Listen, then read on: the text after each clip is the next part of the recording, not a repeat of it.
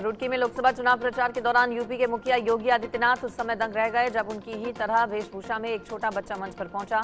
CM ने बच्चे का स्वागत फूलों का गुलदस्ता देकर किया और उसे देखकर सीएम गदगद हो गए।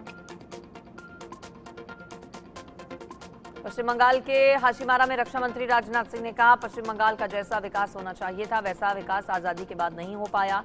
लंबे समय तक कम्युनिस्ट पार्टी का शासन रहा, इसके बाद लंबे समय से यहां तृणमूल कांग्रेस की सरकार है। इन दोनों ने बंगाल की जनता को धोखा दिया। नेशनल कॉन्फ्रेंस नेता उमर अब्दुल्ला ने बीजेपी के घोषणा पत्र पर कहा कि हमने अभी उनका घोषणा पत्र पढ़ा नहीं है, वैसे भी उनके घोषणा पत्र से जम्मू कश्मीर के लिए कुछ अच्छा नहीं होता। बीजेपी के मैनिफेस्टो को कांग्रेस नेता पवन खेड़ा ने माफीनामा बताया। उन्होंने कहा, बीजेपी ने 2014 में वादा किया था कि ये लोग काला धन वापस लाएंगे, लेकिन ये लोग इलेक्टोरल बॉन्ड स्कीम ले आए जिसमें भ्रष्टाचार हुआ। बीजेपी ने कहा था कि नॉर्थ ईस्ट में कानून व्यवस्था मजबूत करेंगे, लेकिन आज मणिपुर में हिंसा जारी है। मणिपुर में कानून व्यवस्था की स्थिति पर सीएम एन बीरेन्द्र सिंह ने कहा, पिछले 3 से 4 महीने में कानून व्यवस्था में सुधार हुआ है, कोई दुर्घटना नहीं हुई है। दुर्भाग्य से हाल ही में एक घटना हुई, लेकिन स्थिति अब नियंत्रण में है। कानून व्यवस्था को लेकर ज्यादा दिक्कत नहीं है।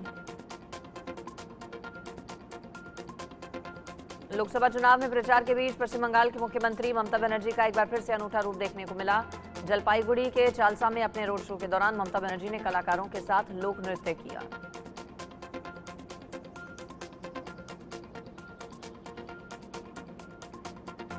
झारखंड में जेएमएम नेताओं और कार्यकर्ताओं ने केंद्र की बीजेपी सरकार के खिलाफ धरना प्रदर्शन किया। जेएमएम ने बीजेपी पर संविधान पर हमले का आरोप लगाते हुए मोहराबादी मैदान में गांधी प्रतिमा के सामने विरोध प्रदर्शन किया।